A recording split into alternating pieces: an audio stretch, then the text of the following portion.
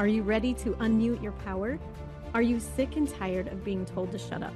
Welcome to Something to Say with me, Shae, because silence is no longer an option. This is not just a podcast, it's a revolution. This is for the women who are done tolerating mediocrity, done biting their tongues, and done playing small. With bold truths and unfiltered insights, I'll help you rip off that proverbial muzzle, put your stake in the ground, and take back the power you were told to suppress. You were never meant to be silent. The world is waiting to hear your voice. It's time to speak up, and speaking up starts now.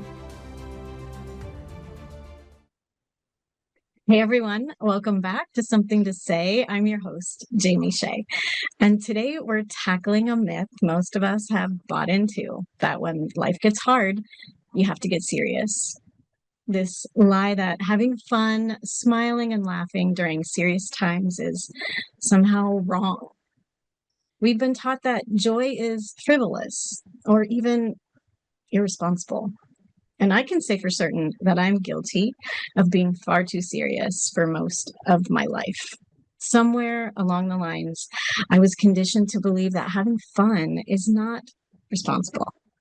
It's not the adult thing to do. And I have this drive and this determination to create things and make things happen, but it's rooted in seriousness. But let me tell you, I have learned later in life that fun is not frivolous. It is actually survival. It's an act of rebellion, and it's what keeps us light when the world feels really heavy. And my guest today knows this truth better than most. She is truly the embodiment of fun. Calysta Phillips is a coach, facilitator, and lifelong educator with 25 years of experience teaching and leading groups.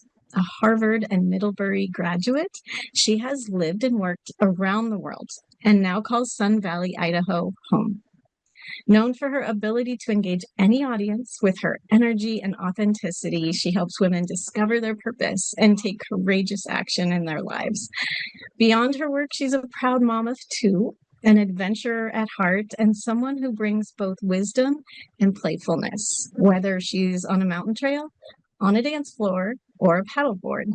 And today she has something to say about making life more fun. Welcome, my friend. Thank you for being here. Thank you so much, Jamie. I feel like I should have like my maracas and be really fun for you. It's great to be here. One thing we have in common is our love of dancing, and we have to somehow figure out a way to meet up and go dancing. We would have a blast. Let's do it. Amazing. Okay. So I'm so pumped about this interview. And the more I prepped for it, the more excited I got. So you say that fun is fuel. How is choosing joy actually an act of rebellion in today's world, especially? Oh, that's a great question, Jamie. You know, choosing fun is an act of rebellion because it goes against everything that the media is trying to tell us right now. And it's just not only from a holy cow, the world is dark and dire, which a lot of it is, but also that push for you need something outside of yourself to feel joy, right? You need the new car, you need the new house, you need the better lipstick and clothing and all this stuff. And it's an act of rebellion because you're like, you know what? I don't need a dang thing besides my head, my heart, my body, and let's just create it from nothing right now. And yeah, so it goes against this feeling that joy will be, it's somewhere out there and I've got to work really, really hard to get it. Yes. And yeah, it's right here. I have a tendency to get serious when I have a ton of responsibility. And I feel like I forgot how to have fun along the way because I feel like my life, even as a child, I carried the weight of the world. Yeah. So why do you think so many adults lose touch with fun, especially when life gets hard, when we need it the most? Well, because of that, Jamie, because life is hard, right? We forget. We are mired in the bills, the problems, the illnesses, the lawsuits, all the things that, the traffic, all the things that get in the way. And so it's really easy to forget. We're also all fundamentally wounded, unfortunately, right? We are just wounded as children. I hate to say it, but I have gone on and wounded my own children as much as we want to do things perfectly. it's just part of human nature. And so there's always this part of us that's longing for acceptance and for someone to tell us you're doing okay, right? And so Mhm. not only are there the external pressures of I have to pay the bills, but then there's that internal voice of am I even doing all of this right or doing it well enough? And so in the midst of all that, it's really easy to lose track of, oh, I have this wellspring of creativity that I could create joy from nothing right now. And we lose sight of it. Mhm. It's very normal. It is. I actually had an epiphany when I was preparing for this interview, a limiting belief, I guess. I think that I have a fear of fun because, Mm. and maybe I saw it growing up, or I'm not sure, but it's fun sometimes is reckless and it can destroy things we've built, like our relationships, our choices that we make when we're having fun can hurt our reputation, our relationships can hurt other people. And I think I've always had controlled fun in my life. I'm very careful of how much fun I allow myself to have. Do I ever let loose even? What are your thoughts on that? How can we allow ourselves to have fun and let loose without maybe destroying the things that we've worked so hard to cultivate? Well, I think you can trust your intuition there, right? I mean, fun doesn't mean like taking a baseball bat and destroying things, right? Um, I think that sometimes there's the fear of, am I going to embarrass myself? Yeah. And embarrassment is not destructive unless it's to the point where it is, like you said, going to ruin your reputation in a way that's, you've gone too far. You've taken your clothes off in public and gone, oh, that was not a great idea of fun. But I think going to the edge of what you think is fun and then checking in on your intuition. And you and I, who both love dancing, one of my most fun things in the world is to dance to great music. Right. Me And as too. long as I am dancing responsibly and being loyal to my husband and just really like, even sometimes I'll close my eyes when I'm dancing and just feel that joy of the music in my body. Uh, there, I see where that fear may come from, but I'm 99% sure, Jamie, that whatever fun you choose, it's not going to be destructive, right? Plus, your prefrontal cortex is developed, right? I'd That be is more worried for my 16-year-old son than for you. Yeah, and I must have, yeah, I think you're right. I think you hit that right on the head. It's a fear of embarrassing myself. Yeah. And yeah, what I'll have to dig into that a little bit. That's amazing. I would love to tell you a story about that. Yeah. A couple weeks ago on my Instagram, I posted me getting up. I was dressed in costume in line, getting ready to go into a local Prince impersonation band concert. And I am a freestyle rapper. It is a skill that I have developed more and more over time. I'm not great at it, but I can rhyme some lines, right? And I decided to get on the table, call everybody in the line. We were waiting in line. Everybody was really bored. And I was like, you know what? We're just bored. I'm going to bring some fun. So I got up on a picnic table near this line of probably, there were 100 people within my purview. And I was like, excuse me, everybody. Can I have your attention? And they all looked at me and I was like, ugh. And I just busted a freestyle rhyme about being in line, about being bored, about welcoming tourists and locals alike, about the fact that we were all just going to have a great time and let's just have fun tonight. Amazing. And people were like, oh my gosh, she is crazy. And here's the thing, my heart was beating so fast. I was terrified, but there was this part of me that's like, it is my mission to bring joy to the world. And if I don't have the cojones to do it, nobody does, right? So like, let's go. And it was Yes. nothing. And did I embarrass my children? Probably. Is that the worst thing I did? Probably. So we're okay. Oh my gosh, I love that. I would never, but Yeah, also I can't rap. that's So all right. before we leave today, I'm going to ask you to rap All right. something about fun. So I keep that in the got it. back of your mind. I Okay, got it. so let's shift a little bit. So can you share a moment in your life when fun shifted for you? Maybe there was a dark moment or a really hard time in your life that you used fun to shift the energy. Yes, I have a very specific moment that I'm thinking about. Um, my life is hard, right? All of our lives are hard. It's wonderful, but stuff comes at us all the time. Yeah. My daughter, who's 19 now, when she was 11, was diagnosed with a very serious cancer and Mm, osteosarcoma in her left femur. wow. Live in Idaho, and in the matter of a week, we moved to Seattle, went to Seattle Children's. God bless them, they are amazing. She was admitted to the hospital on December 26th. We flew up on Christmas Day and started her treatments that next day. And we were in Seattle for 8 months and did her treatment and surgery, and she came out beautifully, and I'm so grateful.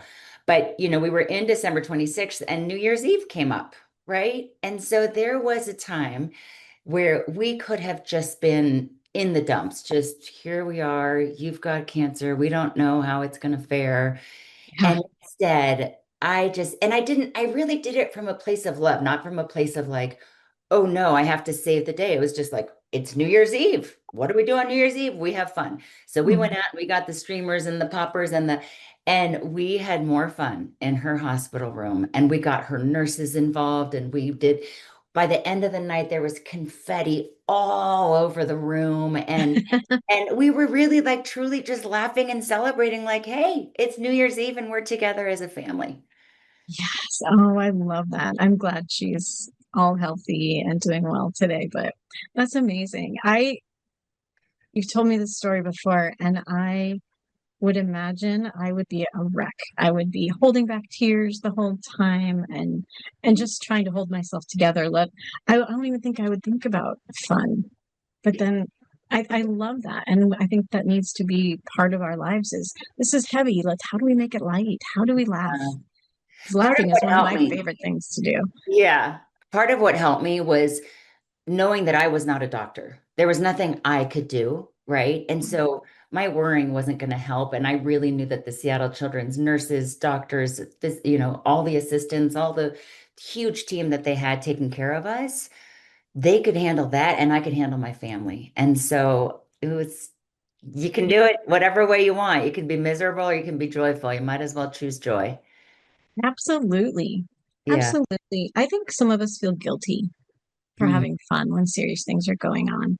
Mhm. Um, what would you tell someone who carries guilt for having fun or smiling or laughing when there's something serious happening? Yeah. Oh, it makes my heart heavy for anyone who feels guilty about having joy, which Yeah. I get, right? Like the world is in chaos right now, and you could feel guilt about the fact that you and I are safely sitting here on a Zoom call together and not in a war zone. Here's the deal. The world needs more joy. Nobody's going to come at you and say, gosh, I wish you were heavier, Jamie. I wish you were a little more depressed. I wish you were a little, less, that you brought less light to the world. And joy is not only contagious, it gives other people permission. Same with fun. And I sort of interchange those words because when I'm joyful is when I can access fun. And I think it is contagious, and people need more joy and light. When I think about my TikTok feed, most of it is funny, Yeah. right? Most of it is like lighthearted, or it's people dancing. And I Mm, watch it because it brings me joy and it makes me happy, right? And sometimes when I yeah. start getting down this like deep, dark political hole on my TikTok, I'm like, change the algorithm, like start liking the dance videos more. So guilt is just, I feel like it's almost an excuse, sorry, it's almost an excuse to not be responsible for bringing joy to the world. It's like, well, Mm, I can't. I need to feel guilty and bad. It's like, no, you don't. no, No, you no. don't. Who's that helping? And you're going to uplift the people around you who might be sad.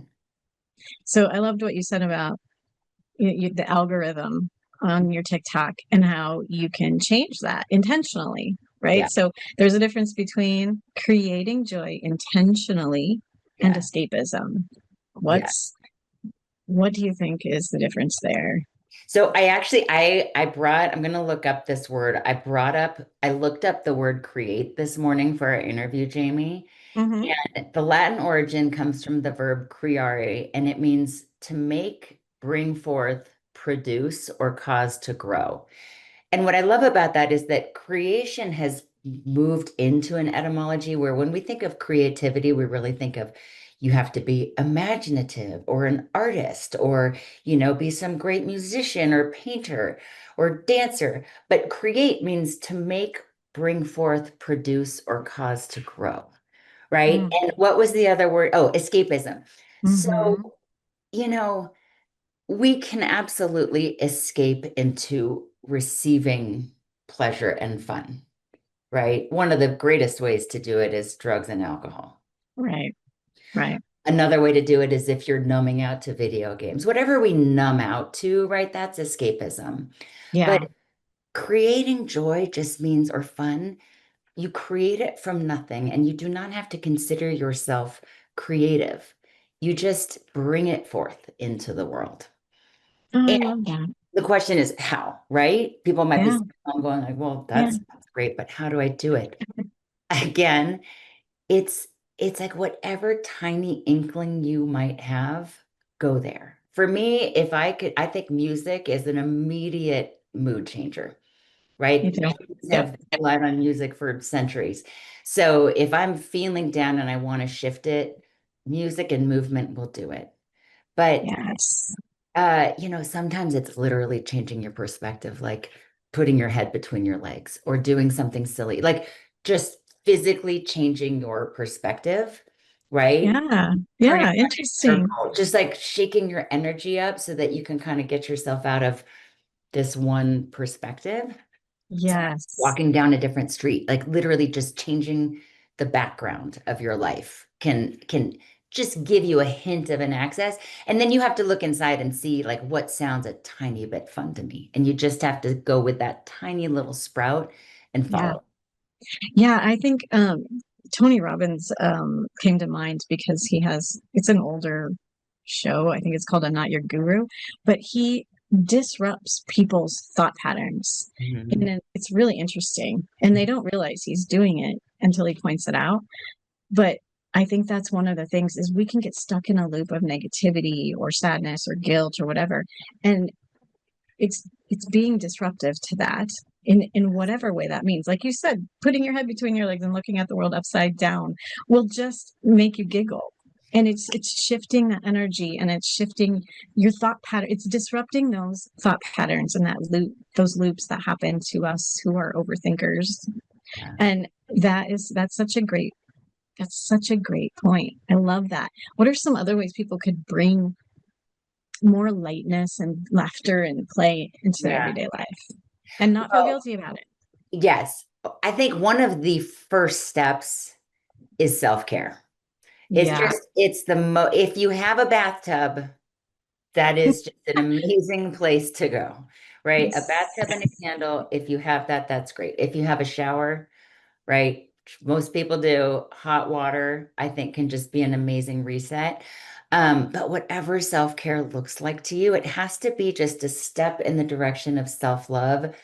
A hot cup of yummy tea with some honey is a great reset, right? It Yeah. doesn't have to be really complicated. But the other thing too is I think people try to push away that which is hurting them, right? Or like you said, that guilt feeling of like I should feel more playful or um and I think turning to that part of yourself that is feeling like it doesn't want to, or it doesn't know where to find lightness, or it doesn't feel like playing, and talking to it like it's a part of you, right? This is part of this is sort of from internal family systems and Richard Schwartz. We all have many, many parts, but just in the most basic sense, we can just talk to ourselves and say, hey, give that part of yourself attention and just ask it like, whether it's the part that doesn't feel like having fun. You can just say, hey, what's going on? What do you want me to know right now?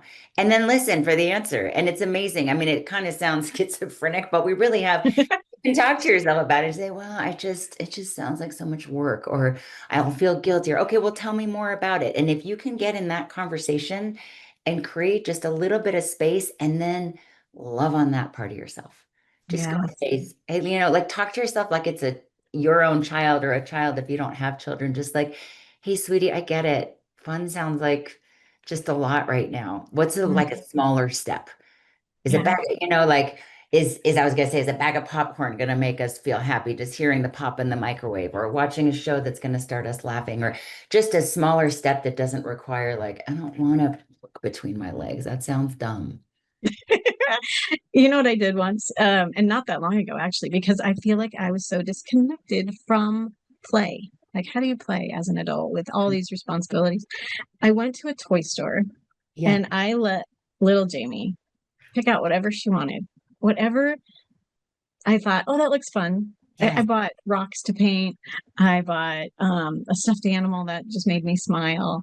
I bought a little Zen thing where you use water to make art. I let whatever she wanted, and I went up to the counter and she's like, "Oh, are you buying gifts for someone?" And I'm like, "Yeah, my little self, me, and I'm gonna go play. I'm Uh, gonna play today." love that, Jamie. But I went home and I left it sitting in the bag for like a week.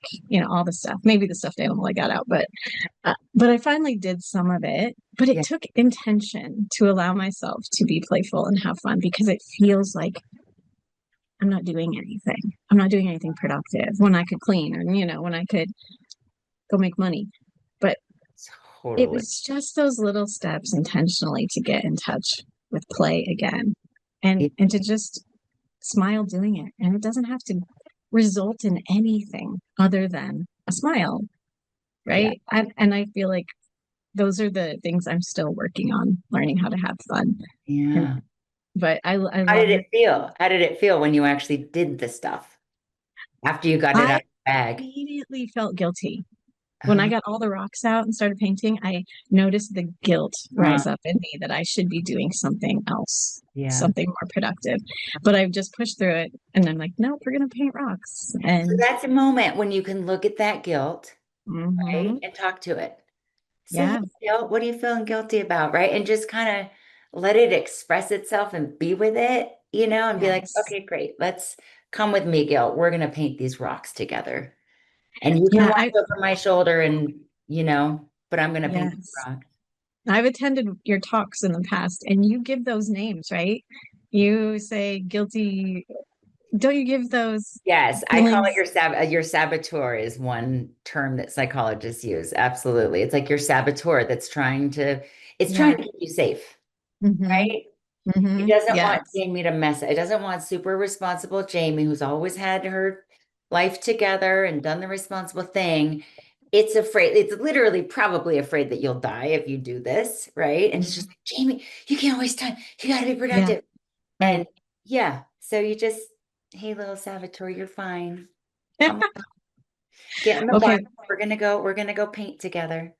Yes, I love it. Okay, we have 5 minutes left, and I want to hear your wrap. And if you want to throw in how people can contact you, or if you have some event you want them to sign up, whatever it is, promote yourself and your services. But yeah, do you want to do a little wrap? Let's go. Yo, yo, yo, yo, listen up. We've been talking about fun. Jamie, I'm on your show because you're number one. You got to go out and you got to play. You can't be so serious, yo, every day. We're adults and yeah, we got bills to pay, but I'm Calysta and I'm here to say, you know what? Whatever you've built, you got to let go of all that guilt. You got to just stay right here in the moment. You got to play and you got to be showing all your love and all your light because you know what? I got to tell you what's right. You only live once. And I got to tell you, you don't be a dunce.